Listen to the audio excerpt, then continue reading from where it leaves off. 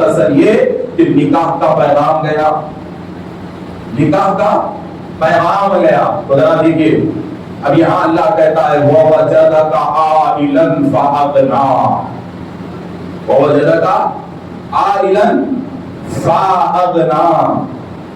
کہ خاندان والے سمجھ رہے تھے کہ رسول کرم صلی اللہ علیہ وسلم مالی اعتبار سے کمزور ہیں، مگر اللہ نے غنی کیسے کیا.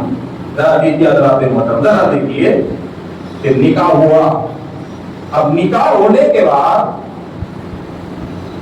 کیا ایک مالدار عورت رسول اللہ صلی اللہ علیہ وسلم کی بیوی کہلائی؟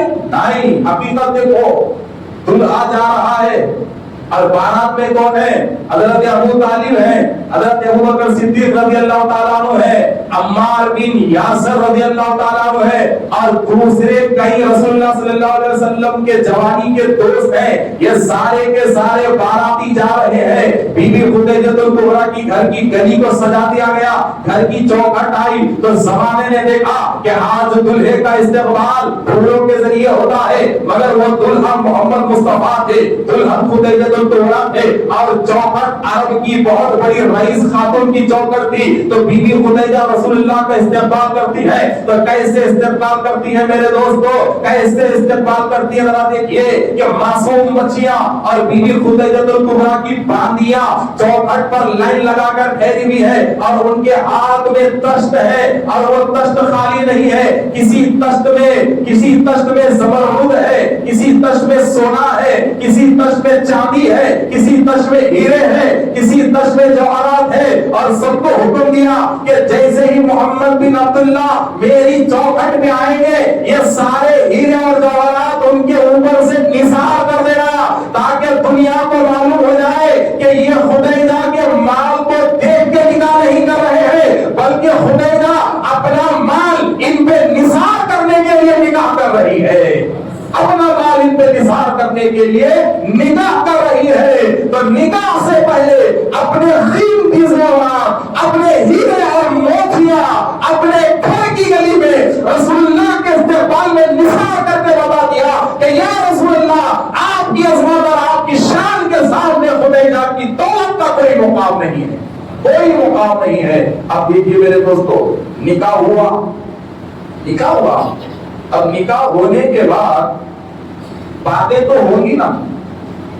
اب آج کل ہمارا ماحول ہے، اگر کسی کو سسرال مالدار مل گیا تو کیسے کیسے باتیں ہوتے، ارے اس کا جو بھائی تگڑا سسرال ہے، فلاں ہے، ہوتے ہیں ہوتے. تو وہاں کتنے باتیں ہوئے ہوں گے، جہالت کا دور، کیسے کیسے باتیں ہوئے ہوں گے. دور جہالت ہے، چونکہ بھائی اس زمانے کی کروڑوں کی خاتون سے رسول اللہ کا نکاح ہوا، تو کیسے کیسی باتیں ہوئی ہوں گی. تو یہ سارے باتوں کی رپورٹ مل گئی، سارے باتوں کی رپورٹ مل گئی. اس کو بی بی خدیجہ الکبریٰ کو پوچھا کون کون بول رہے، بولے فلاں فلاں فلاں فلاں فلاں. دیکھیے مختصر وقت ہو گیا، فلاں فلاں فلاں. تو آپ نے اپنے نوکروں سے کہا کہ جاؤ سارے مکے کے سیٹوں کو دعوت دو میرے گھر پہ، جتنے مکے کے سیٹ ہیں نا سارے سیٹ کو میرے گھر پہ دعوت دو. تو یہ غلام گئے اور سب کو دعوت دی، بڑے خوش ہو گئے. خدیجہ نے دعوت دی، اتنی بڑی بڑی عظمت والی خاتون نے دعوت دیا، سارے سیٹ آ گئے، سب کے سب ٹھہرے رہے. یہ لوگ سمجھ رہے تھے کہ کھلائیں گے پلائیں گے، سب کے سب ٹھہرے ہوئے رہے. جب سارے سیٹ آ گئے، ٹھہرے ہوئے رہے، تو ہماری اور آپ کی ماں ام المؤمنین بی بی خدیجہ الکبریٰ نے رسول اللہ کو بلایا، کہا کہ اے میرے شوہر نامراد، میرے آقا، آپ ان لوگوں کے سامنے تھے.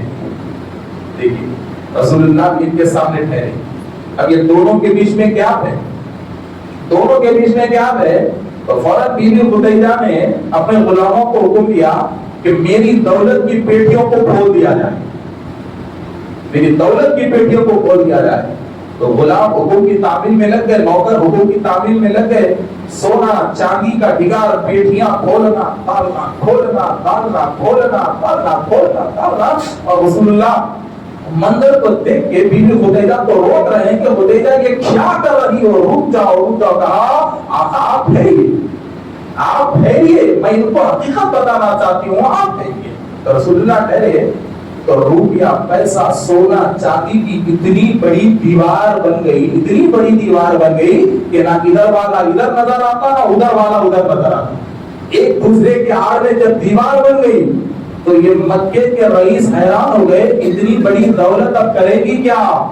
تو فوراً رسول اللہ سے کہا کہ اے میرے آقا، یہ لوگ بازاروں میں کہتے پھرتے ہیں کہ آپ نے میری دولت کو دیکھ کے نکاح کیا ہے، لہذا آج یہ دولت آپ کے قدموں میں ہے، اور آج خدیجہ اعلان کرتی ہے کہ یہ ساری دولت آپ کے اوپر سے نثار ہے، یہ ساری دولت، یہ سارا پیسہ آپ کے اوپر سے نثار ہے، یہ آپ کے اوپر سے صدقہ ہے، آپ اسے مکے کے یتیم اور غریبوں میں تقسیم کر دیجیے، مکے کے یتیم اور غریبوں میں تقسیم کر دیجیے۔ بتاؤ دنیا میں آج تک اس جیسی خیرات تقسیم نہیں کی میرے دوستو، آج تک نہیں ہوئی، اور بخدا ٹنکے کی چوٹ کی بات ہے کہ جتنی خیرات ماں خدیجہ کے چوکن سے تقسیم ہوئی تھی، قیامت تک کبھی ایسی خیرات تقسیم نہ ہوگی اور نہ ہو سکتی ہے، ہرگز نہیں ہو سکتی ہے۔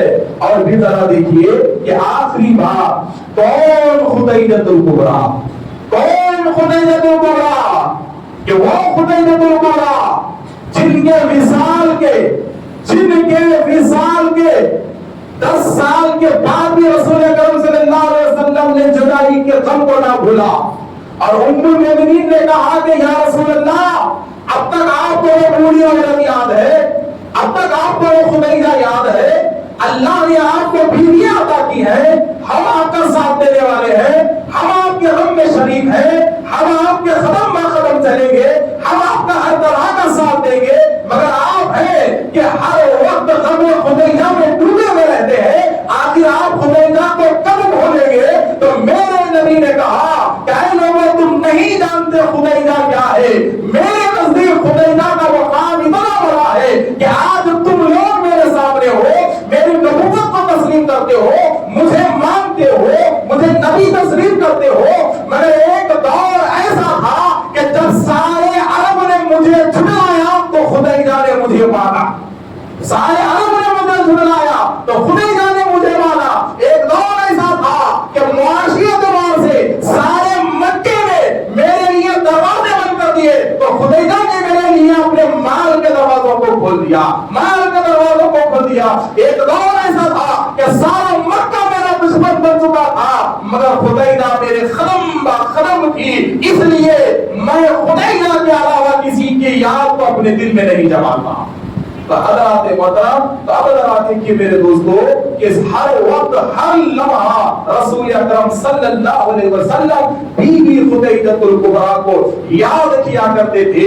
اور پھر دیکھیے کتنا صاف، مشیر بھی تھے، بیوی بھی تھی، امراض بھی تھی، مشیر بھی تھی، مشورے دینے والے بھی تھی، اور آپ کے مشوروں پہ رسول اللہ عمل بھی کرتے تھے، اور مشورے لیتے بھی تھے۔ میرے دوستو، قرآن کی پہلی وحی نازل ہوئی، آپ کو معلوم ہے پہلی وحی نازل ہوئی تو وحی پہ رسول اللہ صلی اللہ علیہ وسلم نے جن سے پہلا مشورہ کیا اس خاتون کا نام خدیجۃ الکبریٰ ہے، خدیجۃ الکبریٰ ہے۔ بتاؤ کتنا بڑا مرتبہ، کتنا بڑا مرتبہ۔